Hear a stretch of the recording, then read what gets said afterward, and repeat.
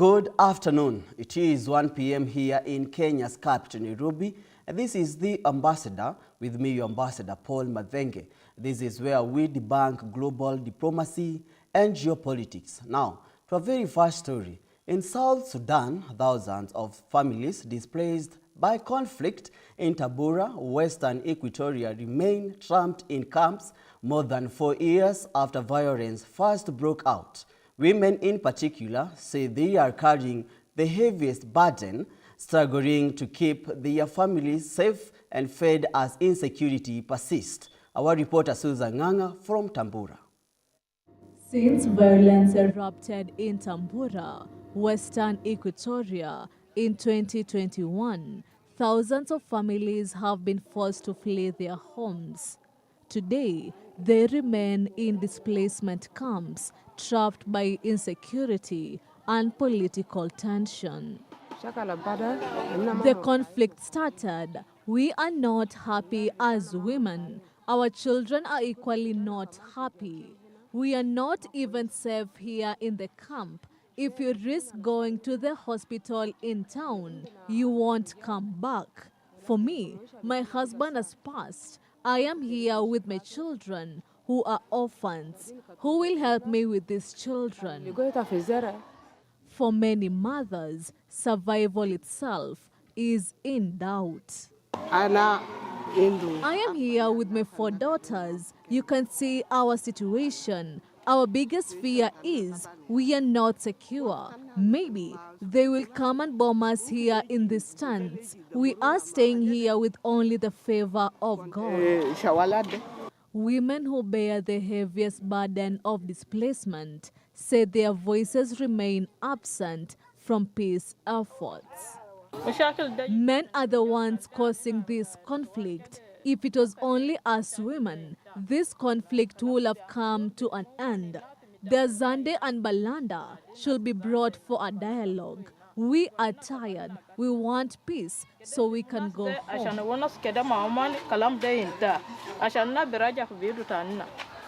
To help protect civilians, the United Nations mission in South Sudan established a temporary operating base in Tambura when the fighting began. Peacekeepers have since increased both day and night patrols to deter violence and reassure communities. Through regular patrols and dialogue, the United Nations mission in South Sudan is working alongside local leaders to reduce tension and support peace building. Susan Nganga, GPS News, Tambura. Moving on, South Africa is 100 days away from hosting the first ever G20 Leaders Summit on African soil. With most preparatory meetings completed, the focus now shifts to finalizing the summit's agenda, which is centered on solidarity, equality, and sustainability. Meanwhile, uncertainty surrounds U.S. President Donald Trump's attendance following sharp disagreements over South Africa's land reform policies. Ibrahim Said with that story. South Africa is entering the final stretch of preparations for the G20 Leaders Summit set to take place in Johannesburg this November. With 100 days remaining, the country marks a historic milestone as the first African host of the global forum. Currently, attention is focused on finalizing the Johannesburg Leaders Declaration, which will center on solidarity, equality, and sustainability. President Cyril Ramaphosa has appointed Nobel Prize-winning economist Joseph Stiglitz to lead a G20 task force addressing global inequality and sovereign debt. I think maybe I'll send somebody else because I've had a lot of problems with South Africa. They have some very bad policies. Very, very bad policies, like policies where people are being killed. A lot of people are being killed. So I think I probably won't. I'd like to, but I don't think I will. Key ministerial meetings in September will shape the final outcome of the summit. Meanwhile, uncertainty remains over whether U.S. President Donald Trump will attend following his public criticism of South African land reform policies. GBS News. And now moving on, Rwanda reports that a first group of 7 deportees from the United States arrived in the country in mid-August under an agreement with Washington. A government spokesperson added that each case was vetted under the bilateral agreement, which allows Kigali to review and approve migrants before granting entry. No information was provided about the identities of the deportees, but Yolande Makolo said on Thursday that they have been accommodated by an international organization. They are also being visited by representatives of the International Organization for Migration, as well as Rwandan Social Services area in August. Kigali said it would accept up to 250 people to be expelled from the United States under President Donald Trump's anti-immigrant agenda. Rwanda is one of 4 African countries that have reached deportation agreements with Washington.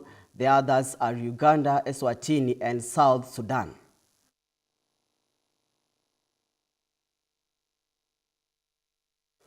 And now a humanitarian crisis is unfolding in Pakistan, where weeks of relentless recorded-breaking rainfall have triggered catastrophic flooding. More than 1.2 million people have been forced from their homes. As rising waters swallow entire communities, the hardest hit areas include Punjab province, the country's agriculture heartland, and now more heavy rain threatens southern region. Our reporter Elvis Muyodi has more on that detail. Weeks of record-breaking downpours have triggered severe flooding across Pakistan, displacing more than 1.2 million people. Torrents of water have swept through towns and villages, destroying homes, roads, and essential infrastructure, leaving communities stranded and in urgent need of aid. Behind me, you can see the water flooding into our homes. We are on the verge of losing everything, trying to save whatever little we can. We have already lost our livestock, and so far no government official has come to help us. Punjab province, known as Pakistan's breadbasket, has seen some of the worst damage. Floodwaters have ravaged farmlands, wiped out crops, and uprooted entire villages. For many families who rely on agriculture to survive, the destruction means the loss of both their homes and their livelihoods. Our cattle are trapped in the floodwaters, and the available boats are too small to carry them. The government should provide larger boats for their rescue, along with urgent arrangements for villagers' food and basic needs. Now, the threat shifts south as more heavy rains are forecast for regions like Sinda province. With already saturated ground and weakened flood defenses, the risk of further disaster is high. We must prioritize enhancing our infrastructure, particularly water storage capacity and dams, as water is a blessing from Almighty Allah. The water released by India should be stored and utilized for our crops instead of flowing into the sea. I have directed my team to make a plan for building water storage infrastructure to prevent wastage and protect our people from floods. Rescue operations continue, but resources are stretched thin as the country braces for even more rain. Elvis Muyodi, GBS News. The ambassador will take a short break. We will be right back with more as we debunk global diplomacy and geopolitics. Where you go, I'll go. Where you stay, I stay. Where you move, I move. I will follow you. Welcome to our Bible story. Are you ready? Great! Today we are going to learn about a story about a widow of Zarephath. And he said unto him, Thou hast answered right. This do, and thou shalt live. Before I conclude, I would like us to read and see what is the will of the Father towards each and every one of us. Children, as you listen to that story, what have you been able to learn? And remember, this is Kids Mind, the Bible story. And as usual, This is where we learn, we laugh, and we explore.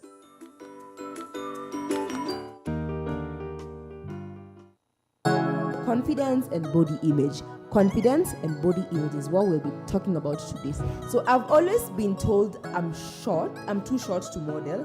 Does height really matter, or is confidence enough? No, height.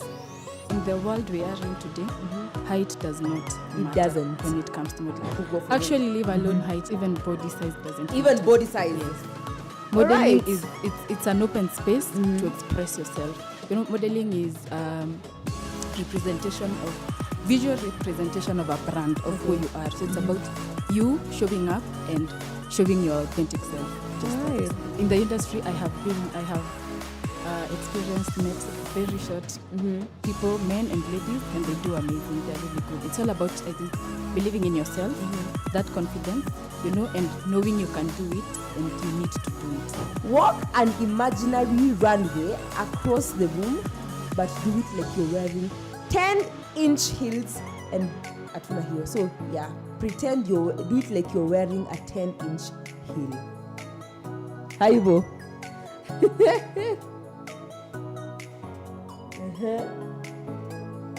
Tuende kazi. Haya, makofi kwake.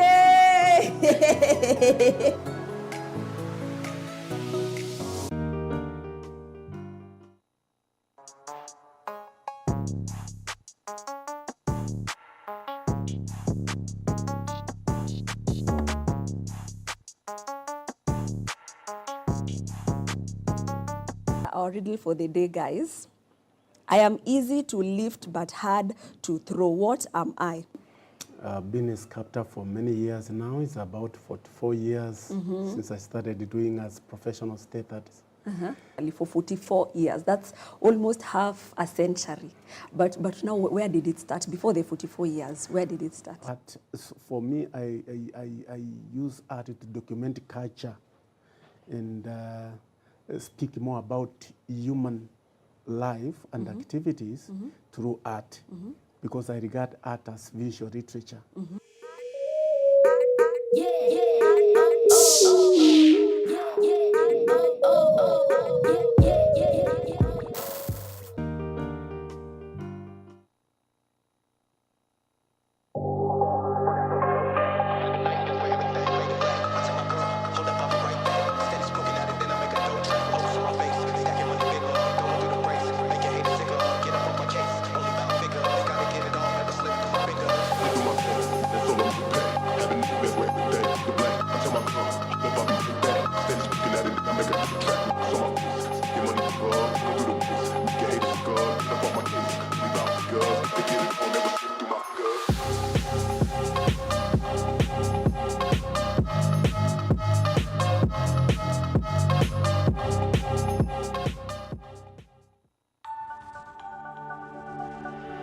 Everywhere, GBS.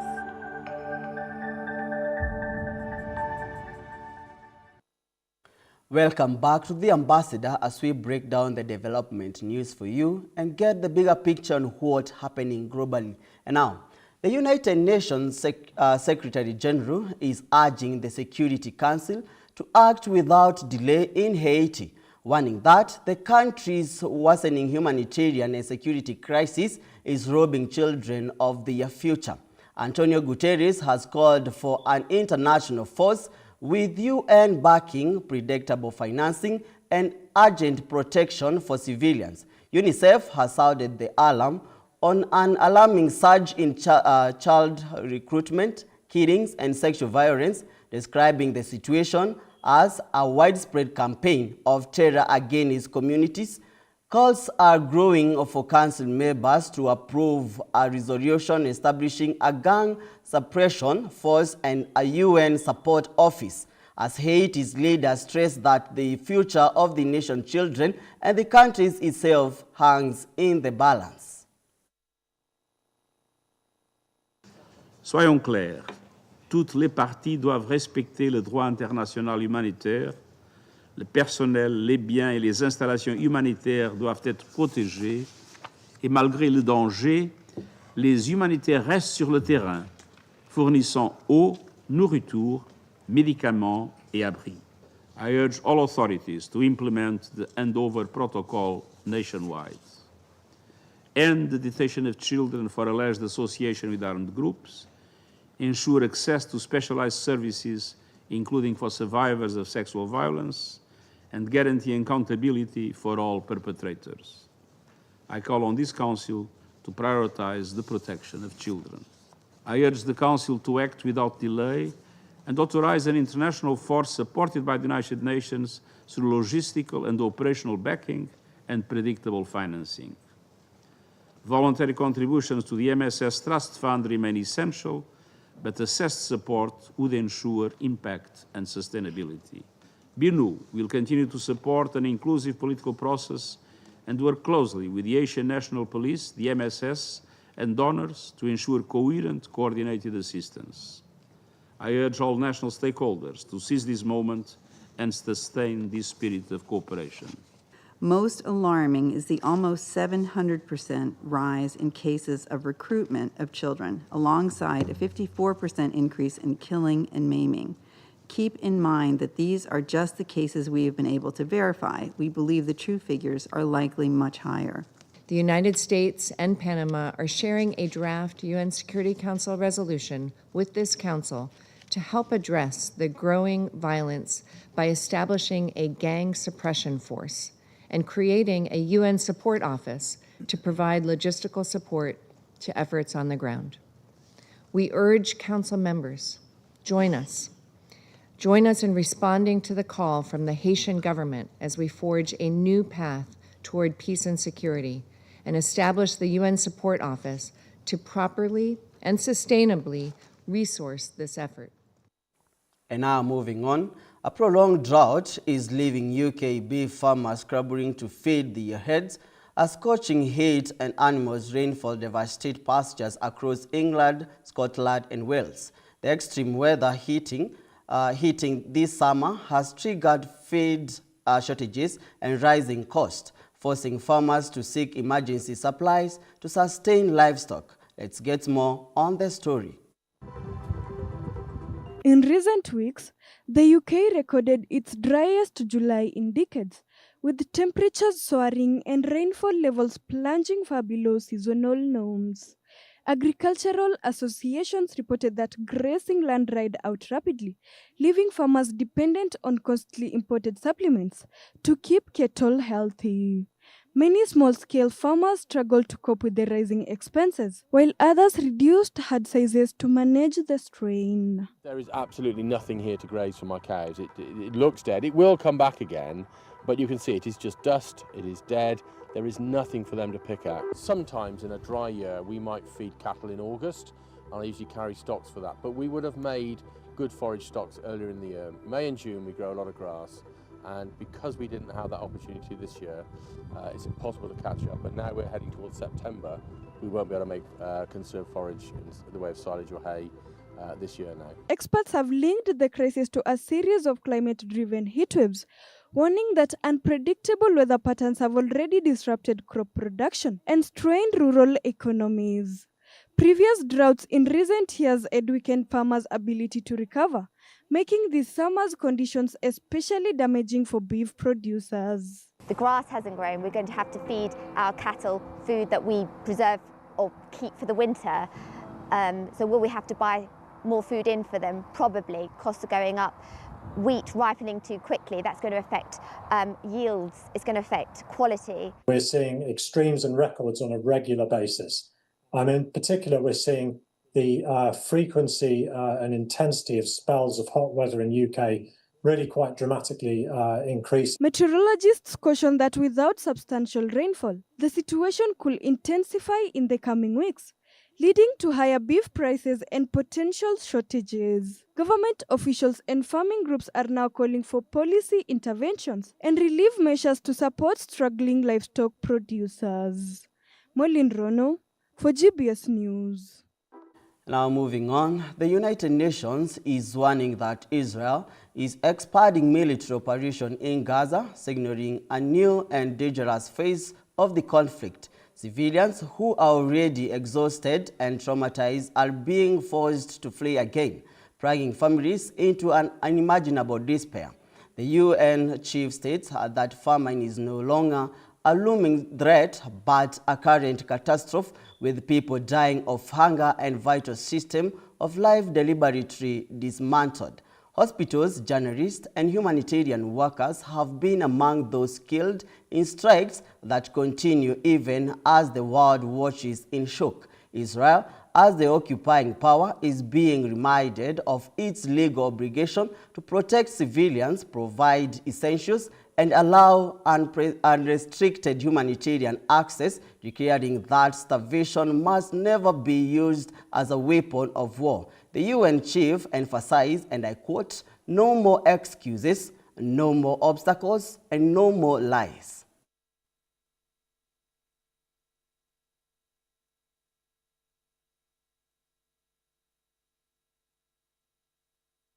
Israel's initial steps to military take over Gaza City signals a new and dangerous phase. Expanded military operations in Gaza City will have devastating consequences. Hundreds of thousands of civilians, already exhausted and traumatized, would be forced to flee yet again, plunging families into even deeper peril. This must stop. We have seen yet more unconscionable Israeli strikes, including earlier this week at Nasser Hospital in Khan Yunis. One attack was followed by another, killing civilians, including medical personnel and journalists, who were carrying out their essential work, all with the world watching. These attacks are part of an endless catalogue of horrors. There must be accountability. Gaza is piled with rubble, piled with bodies, and piled with examples of what may be serious violations of international law. Famine is no longer a looming possibility. It's a present-day catastrophe. People are dying from hunger. Families are being torn apart by displacement and despair. Pregnant women are facing unimaginable risks. And the systems that sustain life, food, water, healthcare, have been systematically dismantled. These are the facts on the ground. And they are the result of deliberate decisions that defy basic humanity. Israel, as the occupying power, has clear obligations. It must ensure the provision of food, water, medicine, and other essentials. It must agree to and facilitate far greater humanitarian access. It must protect civilians and civilian infrastructure. And it must end the destruction of that which is indispensable for the survival of the civilian population.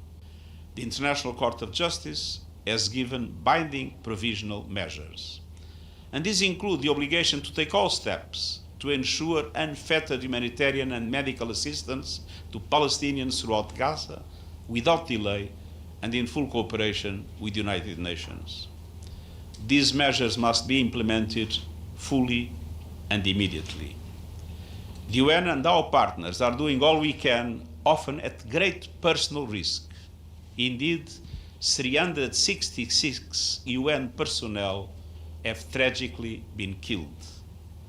Day after day, our efforts are being blocked, delayed, and denied. This is unacceptable. In the West Bank, the situation is also profoundly alarming. Military operations, settler violence, demolitions, and discriminatory policies are driving displacement and deepening vulnerability. The relentless expansion of settlements is fracturing communities and cutting off access to vital resources. The recent approval of a plan for the construction of thousands of settlements in the EU area would effectively separate the northern and southern West Bank, an existential threat to the two-state solution. I repeat, the Israeli settlements in the occupied West Bank, including East Jerusalem, have been established and are being maintained in violation of international law.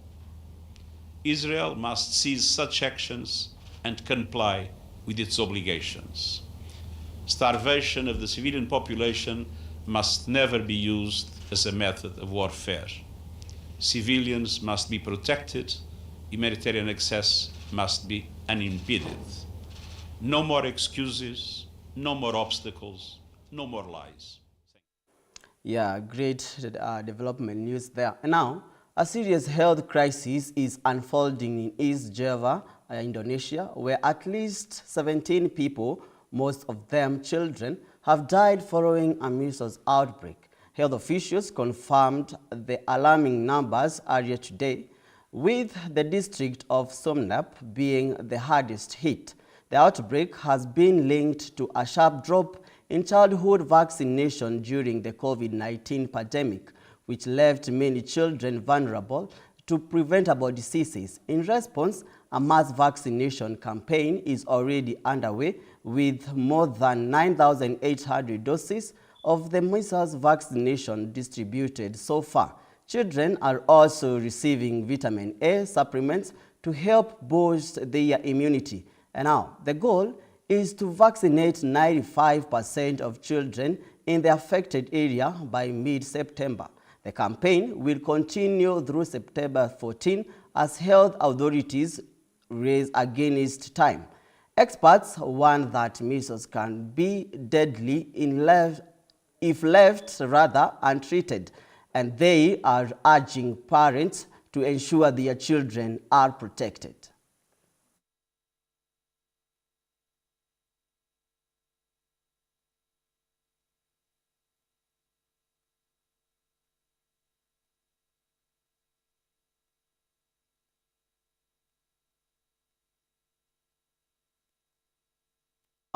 That's all for today. With me, your ambassador, Paul Mathenge. On the Ambassador 1 p.m. Follow all of our stories at GBS TV Africa. It's updated throughout the day. We meet every Tuesday, Thursday, and Friday as we debunk global diplomacy and geopolitics. Thank you for your time and company.